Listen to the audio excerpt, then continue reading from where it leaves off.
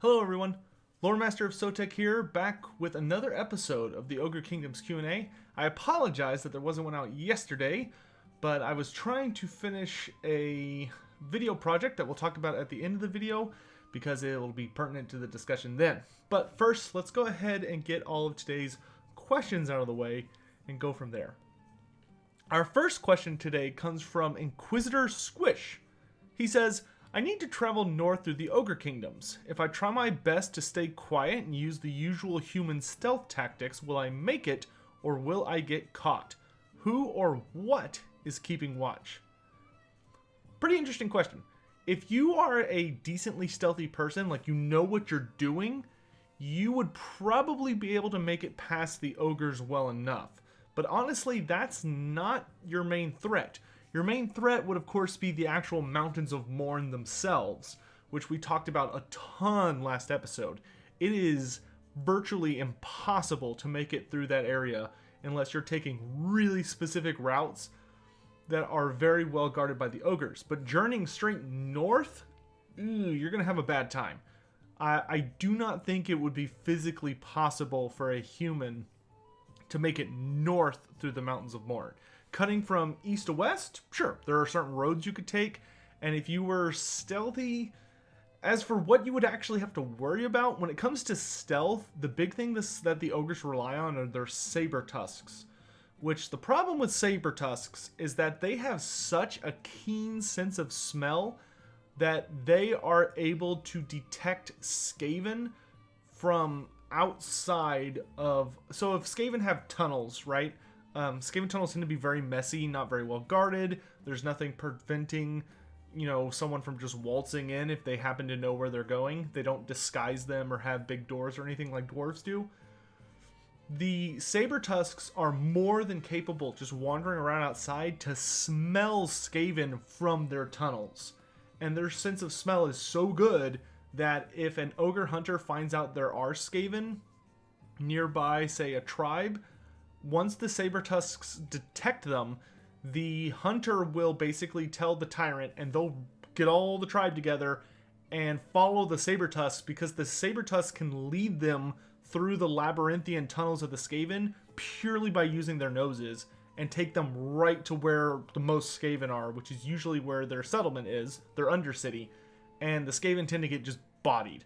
So making it through the Mountains of Morn for a human would probably be impossible without some sort of magical system. Going north, I just don't think you could physically do it, even if you avoided detection. But if you were traveling, say, the Ivory Road, or you're traveling the Spice Road, going east to west, I do not think you'd be able to make it past a saber tusk. You would have to be using a really, really powerful form of neutralizer for your scent to get by them, because saber tusks just have freakishly good senses when it comes to hunting prey. And unfortunately for us, humans are definitely in the ideal prey category for saber tusks, which are literally just saber-toothed tigers. Charles C.K. He has 3 questions, and we'll tackle these one at a time. First question. Ogres are referenced a lot as being mercenaries. Do these mercenary troops ultimately answer back to some tyrant or other authority ultimately in the Ogre Kingdoms? Yes. Ogres do have a home tribe. All ogres have a home tribe, unless they've been exiled. And they will return home to these guys eventually at some point. Everybody does. Everybody comes back to the Ogre Kingdoms eventually. Even the likes of Golgfag Maneater go home at some point. All Maneaters owe their allegiance technically to the tribe's tyrant. And if they are able to get word, like if they're either home at the time or they're close enough that they're able to get word that their tribe is going to war, they will join up and go to war. That being said, most of the time they aren't close enough by. Man-eaters do tend to wander the world. It's rare for there to be enough man-eaters at home to form more than like 1 or 2 regiments of man-eaters. That being said, a funny little note about man-eaters is regular ogres tend to hate them. Not hate them, but regular ogres tend to really not like man-eaters because they are notorious for being braggers. And when they come home, they're eager to come home so that they can start sharing their stories. But of course, their stories are very long-winded, and ogres get bored to tears listening to them. Because most ogres don't believe what they're saying anyway, because man-eaters are notorious for greatly exaggerating their feats. But even if they were true, they're way too long-winded, and most ogres just despise them. Not that they would do anything to hurt them or anything. They're just like, oh, geez, shut up, dude. You know, it's like a relative you just really don't want to talk to, like rambling on about conspiracy theories, or like he just got back from China or England or whatever, and he's like just going on and on and on about what he did there, but he doesn't have any like pictures or anything. He's just rambling, and you're just like, oh my god, I don't care. I don't care. So that happens a lot. But the tyrants are willing to put up with them. The tyrants will at least entertain the notion that they enjoy listening to the man-eater stories because they're happy the man-eaters are around, just because that gives them more elite troops. Second question. Ogres make use of gunpowder weapons at least to some extent. Do they get all of this gunpowder through trading and raiding, or do they have skilled alchemists or the like who can develop it? So ogres only have been utilizing black powder for about 80 years by the time Total War Warhammer starts, or if you're looking at like the modern timeline for Warhammer Fantasy, 8th edition, like every single 8th edition calendar ends on the year 2521, which leads us into the end times. By 2521 of the Imperial calendar, ogres have been using black powder for almost exactly 100 years. So it's very, very new to them. But they get a substantial amount of it. Probably, for most tribes, they probably get all of it from trade or raiding. So they trade with, of course, the Chaos Dwarves, and then all the different caravans that come in and around, trying to travel the Ivory Road, the Spice Road, because, of course, both of those areas, the Ivory Road leading to that giant, ancient creature graveyard, but both of those have just like super important resources to the Western nations, and they are more than happy to trade black powder. That's something they can make no problem. Even the dwarves will trade away black powder in exchange for things that they actually want. Outside of that, though, I would not be super surprised to find out that the ogre tribes that have like a really big focus on gunpowder, because there are some tribes that are made up mostly of lead belchers, or they have like a particular pride in their iron blasters. And those tribes, it would not surprise me in the slightest if they're able to create their own black powder. But it actually has been noted that ogres' quality of black powder tends to be really bad. Like, they use the cheapest, crappiest stuff that they can get their hands on.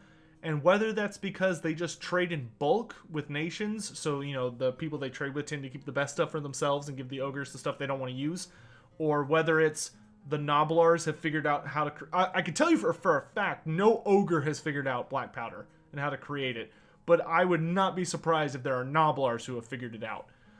And if that's the case, then the stuff they make for themselves is just garbage. But ogres are very famously known for their lead belchers and iron blasters just having literally terrible, terrible qualities, or quality gunpowder. But the quantity in which they use it, ogres tend to use so much black powder that they tend to somehow, in a weird way, make up for it. And so the detonations of their weapons are colossal. And if you ever meet a lead belcher or an iron blaster, they tend to be horribly burned and missing like hair, and a lot of the time they're missing fingers and have a lot of like horrible scars and stuff like that, to the extent that in lead belcher cultures or circles, if you are a lead belcher and you do not have any serious damage to your body from firing a cannon, you're considered like, oh, this guy's green behind the ears. This guy's new. You do not get any respect from ogre gunners unless you have lost fingers and other crazy shit, because they do not use guns smartly. They use them effectively, as melee weapons because they're cannons and they can just swing them, and as ranged weapons. But, you know, they're not accurate, and they rely purely on, like, the sheer volume of crap that they're firing at you as opposed to accuracy or anything like that. And, you know, lead belchers literally talked about the way that they, like, pack their gunpowder is not that they measure it or anything, it's that they have like a keg strapped to them and they just grab fistfuls of it and just throw it in the barrel until it's ready to fire. And then your last question is sort of related, but given how heavily Ogre history and geography brushes up against Cathay and the not often talked about Warhammer World Orient, could I talk more about Cathay in general? Like what they are in a nutshell other than just being medieval China. Okay, so technically not an Ogre question, but I'll give you a half answer. Or a little more than a half answer. There will come a day where we will talk in depth about everything we know about Cathay, the jungles of Koresh, Ind, Nippon, etc. But it is not this day. However, I will give you a couple little bite-sized things about them. Cathay is super complicated. A lot of the complication tends to come from the fact that in earlier editions, like 5th edition, the Oriental realms, in addition to Southern realms, like, you know, a lot of the other nations of men. So Araby, the Border Princes, Tilia, Estalia, Cathay, Nippon, and a lot of them were outright playable, first of all, back in the days of early 6th edition and before.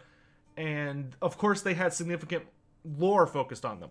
For instance, if you read the 5th edition Lizardman book, there is a ridiculous amount of pages dedicated to a Cathay author. And when we got into 6th edition, they really started to reel it back. And they started correcting a lot of the lore, because most of that stuff today would be, at best, considered comically stereotypical, and at worst, incredibly racist. Like, there is some super racist shit from old Warhammer. And that's primarily probably the reason Games Workshop is so nervous, and Creative Assembly just outright cannot touch certain things. Like, I'm sure there are people at Creative Assembly, actually I know some people at Creative Assembly who would probably they would like go all in on creating Araby, creating Araby. But Games Workshop is probably super nervous about the history they designed around Araby and some of the ways they implemented, you know, with like the carpet riders and all the crazy shit, to the point that they're embarrassed about it. And I mean, if you ever want to see the worst of Games Workshop, you can just look up the Pygmies. The Lustrian Pygmies, rough. Like Jim Crow rough. But as for Cathay, the reason I got onto that tangent was that a lot of their old stuff can be difficult to talk about because it's not super clear what all is still canon and what, if the race in question were to be updated, would be like still acceptable. You know, like obviously the Pygmies in like 8th edition lore do still exist, but they are not the Pygmies that have models. The ones that actually had like tabletop models and artwork, not okay. But we know they still exist in the lore. You know, like the Amazons, there were a couple attempts at the Amazons, but ultimately, I do not think if they were to be focused on by Games Workshop, I do not think the Amazons would be anything like the ones we originally had. I mean, it's a freaking toss-up, literally a coin flip, to know if they would go with like just the descendants of Norska warrior women who learned to adapt and survive in Lustria, or if they're like a borderline futuristic race that was created by the old ones that's like their own ancient, like they're almost like elves in how as foreign as elves are to humans, the Amazons were for everyone else. I don't know which one of those versions they would go with. You know, based on the later edition stuff they released, it seems like they'd go more with like the civilized, or like the good uncivilized Norskins angle, where they're kind of like Norskins, but they're all women and they're like super badass and have dinosaurs and shit. Seems more where they'd go. But for Cathay, I will tell you what we do know. Some little things that we do know. For instance, probably the thing I like the most about Cathay, or modern Cathay, is one of the ideas that they developed going into later editions was that in the super early editions, we get a couple of looks at the leader of Cathay, who's known as the Celestial Dragon Emperor. And in the much, much older lore, he is usually like just a guy. Like he is a Chinese emperor. End of story. In the later lore, like 6th, 7th, and 8th edition, they started pushing this really cool narrative that the Celestial Dragon Emperor is immortal. And the reason he's immortal is that he's not human, but in fact is an actual dragon. So the Celestial Dragon Emperor is a celestial dragon, which seems to tie into the whole like summoning the comet thing and having an entire court full of astromancers, is that he's very, very focused on the lore of heavens and like the whole like weather, space, stars, lightning, comets, like all that stuff. And that he is a actual Oriental dragon. So like the really serpentine kind with the mustaches or whiskers or whatever. And he was very benevolent. And he cared a lot about the people of Cathay and defended them from chaos, vampires, the ogres, the raiders of the north. Like he was a big freaking deal. And the thing that was supposed to be so amazing about him is that A, he's immortal, B, he's incredibly intelligent and powerful, C, that he's very benevolent and kind, and D, that he could turn into a human. So apparently, like, one of his craziest powers was that he could shapeshift, or at least give off an illusion of being a man, but in reality was this powerful monster creature, which I always thought was super cool. And that's one of those things I don't know which version they would go with. You know, if thanks to Three Kingdoms, you know, and the positive reception of all that in China, you know, if Games Workshop are like, screw it, let's take another shot at Cathay, because there's a lot of cool stuff we could work with, and we got, like, the Celestial Dragon Emperor. I don't know if he would be playable, and if he was playable, I don't know if he would just be, like, a really powerful wizard, or, like, a skilled fighter, or if he'd be more like the Phoenix King Finnebar, where he's not playable, and he's just kind of like a really noted politician, or if they would just go, like, the crazy route and give us the actual dragon, because that would be neat. I would love that. Other fun fact is that in 5th edition, Cathay, one of Cathay's most famous acts is they actually tried to take over the world with a really big war. And the way they tried to do it is that the Southlands was the heart of like a really big trade war between the Western nations and the Orient. And Cathay decided that they were going to basically do an alpha strike on the Southlands and completely conquer it so that they were in control of all the trade routes and they could, A, rapidly expand, and B, just like dominate the Western nations of men. But they wanted the Southlands first and to take over all those ports. So what they did was they sent out these two huge, like colossal invasions fleets. They sent one to the east and one to the west because they knew, being astronomers, they knew the world was round. Like they had figured that out thousands of years ago. So they were like, all right, we'll send one straight to the Southlands from our coastline. We'll send the other one around so that they hit from the west, and then our armies will land on both shores and meet in the middle. And we'll kick the shit out of the lizardmen. We'll enslave the Southlands lizardmen and dominate them, take all their artifacts, claim all the ports as our own, you know, kick the crap out of the Tomb Kings, all that stuff. But they screwed up because they did not know that Lustria was there. So when the eastern invasion route landed on the western shores of a jungle continent full of lizardmen, they were like, oh yeah, we're here, Southlands. And they started fighting the lizardmen, and the reinforcements never showed up. And they got super curb stomped. And the other fleet actually had it worse. You know, the one that went east and landed on the west coast of Lustria fought the lizardmen and just got their asses handed to them. But I think, if I recall the story correctly, one guy made it back. Like one dude survived and managed to make it back to Cathay. Whereas the fleet that went west to land on the eastern shore of the Southlands didn't even make it. Like the Slan looked up at the stars and everything and the plaques and saw that Cathay was going to invade, and they were just like, storm. Like they just created a hurricane and just completely obliterated the fleet. So there's your fun Cathay story. Raw cauliflower. My question is, while the ogres have a bully mentality, do they have any sort of empathy / concern or compassion to anyone or anything? For example, it feels like ogres only see their children as things that will defend their tribe and have no emotional connection to them. Goldfag Maneater did show concern for one of his tribesmen in a short story, but that was terrible anyway. Was there anything concerning ogre empathy or compassion in their realm? So, ogres are 100% capable of showing empathy and, I don't know, love might be kind of a strong word, but definitely empathy and like concern and compassion about something. They are capable of making friendships.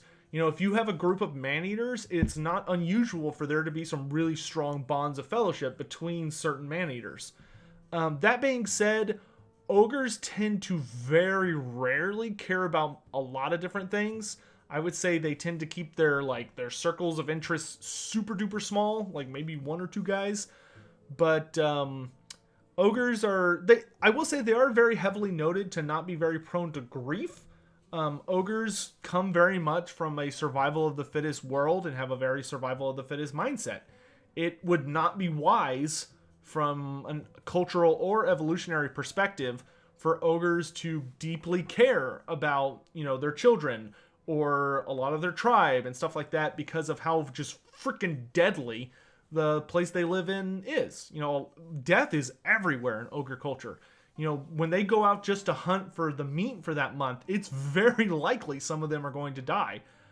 They have to rely on one another, but, you know, in ogre culture, you're supposed to kill and eat each other anyway if one of you gets weak. The weak cannot be allowed to survive because dedicating any resources to them would just be suicide. So it's very rare that they feel that way towards other ogres. That being said, I will note that ogres do tend to feel ogres have a much easier time feeling compassion and fond affection towards things that are smaller than them. Especially things that are like so scrawny and weak that the ogres do not think they're capable of defending themselves. They kind of tend to find they kind of find them like adorable, to the extent that they can genuinely grow to care for them. Like, you know, I told you guys yesterday or 2 days ago or not yesterday, but 2 episodes ago, about Scrag the Slaughterer and how he had his hands chopped off and was exiled from the clan because the tyrant was in a rage that Scrag, completely on accident, killed and cooked the tyrant's favorite Noblar. Like, nobody would have cared if it was like any Noblar, but because it was the tyrant's favorite Noblar, he was furious. And like he basically he tried to kill Scrag as he was allowed to in his culture. I mean, killing a bruiser, a slaughtermaster is like a big no-no, but like the tyrant was so enraged he was willing to tempt the wrath of the Great Maw by, you know, having Scrag's hands chopped off, eating Scrag's hands, and then banishing him into the Gorger Cave. Did not work out well for the tyrant. But, so I would not say it's out of character for ogres to grow very, very fond for small things. You know, it would not be anywhere out of the realm of possibility for if you had like a group of ogre man-eaters wandering the empire and they come across a ruined settlement or something. If ogres found like a small human child, not like a baby, because they'd probably be like, oops, sorry, you're dead. But like if they found like a small child, they would probably take care of it, or at least take it with them until they got to an encampment, because for them, and they would very much grow to pity it, you know, and if it survived, improved itself capable of keeping up with them, they would very much probably grow to see it as something very important to them, which someone should definitely do a webcomic about. I would love to read a webcomic of like a human child adopted by ogre man-eaters. That would be great. That would be awesome. All right. Next up, Matt Gianni. What is the most delicious thing for ogres to eat? There are conflicting reports on this one. The most verified answer seems to be somewhere in the ballpark between either the amazing quality meals prepared by halflings or just the actual halflings themselves. I would say probably the best person to default to about what's the most delicious thing would be Goldfag Maneater, because he has probably tried the most things since he travels to very exotic places and eats all sorts of crazy things. And in his opinion, halflings are by far the most delicious thing. Goldfag actually is notably quoted as hated being called man-eater because men are not his preferred meal. He prefers eating halflings. So he finds it disingenuous that people call him man-eater. Sweetie Boy. He asks, are there certain factions that ogres prefer working for and or hate working for? What do they think of the best Warhammer faction? Dark Elves, obviously. A little bias, I sense just a little. And then some kind words. So, ogres, they do have preferences. They're neutral. They will work for anyone, but they certainly have people they prefer to work for.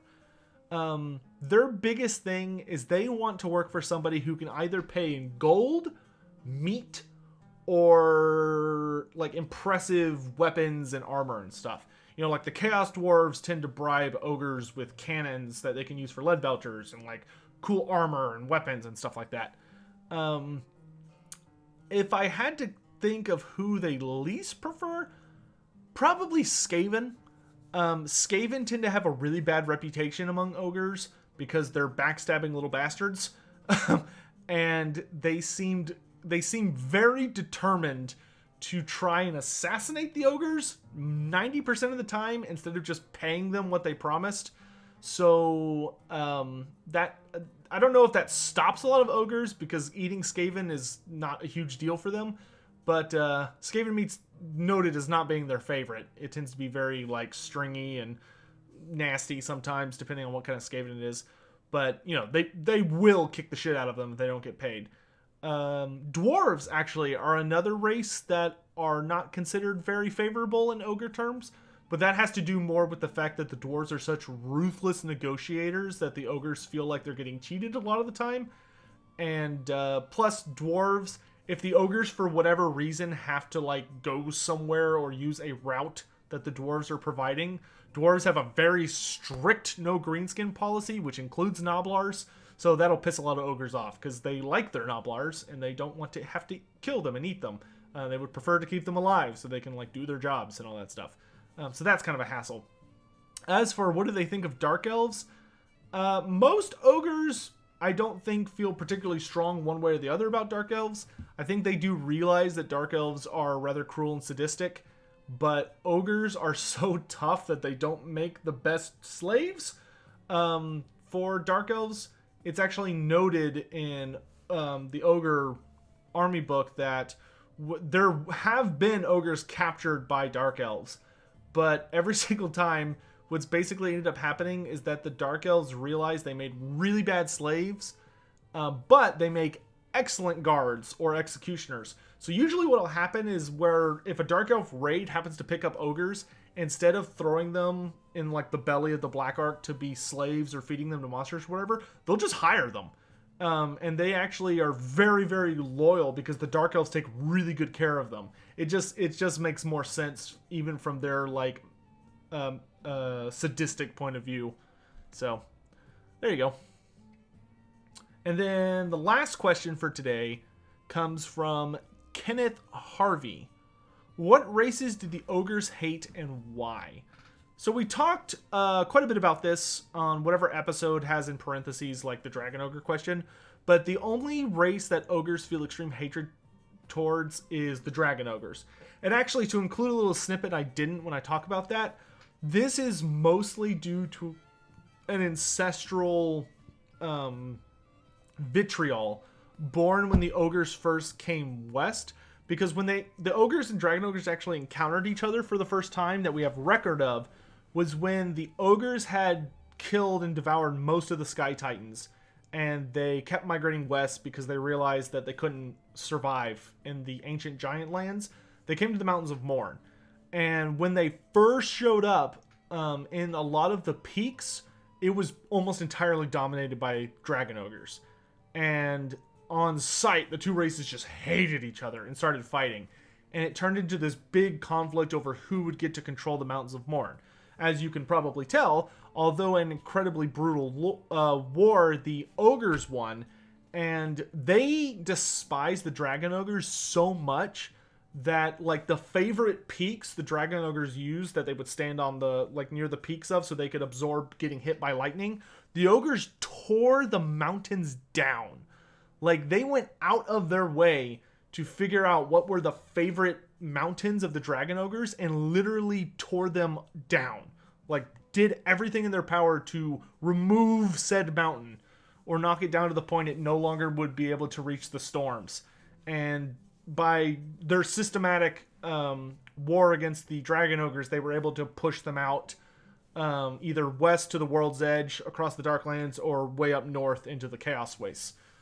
So yeah, hopefully you enjoyed that. Now, that's the end of the Q&A segment for today, so let me go ahead and talk real quick about the other thing. You may note, and I once again apologize that there was no video yesterday. This was because I've actually spent the last 4 days working on the video I thought I was going to put out this past Sunday, which is my DLC proposal video. Because I thought, oh, I've got this cute idea that I could type up in like a day and, you know, record it that day and it'll be great. I was so wrong. I was so misguided and inaccurate. I started typing it up and it has a segment for every race in the game of Total War, and I finished 5 of the races in Total War, and it was about 11,000 words, single-spaced, at 11-point font, which is about 18 pages of very little spacing. So I was like, oh shit. And when I started recording it, I finished just the Bretonnian portion, and it was like 20-something minutes long. So what I decided to do instead is that I'm going to have the Q&As daily coming out Monday through Friday at 7 a.m.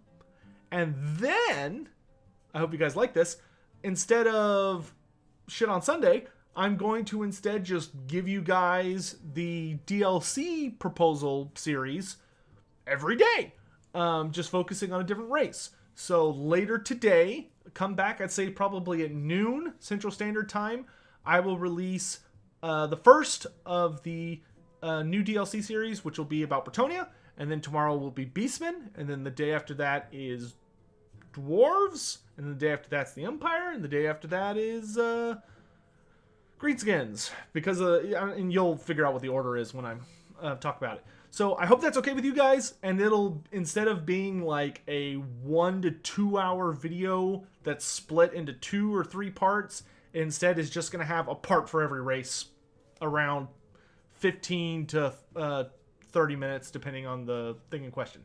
Hopefully that works out okay. Thanks again so much for watching, guys. I hope you're all doing well. I know things are not the easiest out there, especially right now, and you know, take care of yourselves. And I hope you had a great weekend. So, oh, last thing is, one of the things I've wanted to start doing for these Q&As, but I keep forgetting every time I record, is let me know down in the comments section, what was your favorite question today? Or what was your favorite answer? What was your favorite thing you learned? There we go. What was your favorite thing you learned today? I would love to know that. So, yeah, that's going to be it for today, guys. I'll see you later today for the DLC pitch, starting part 1 with Bretonnia, and then I'll see you tomorrow for some more Q&A.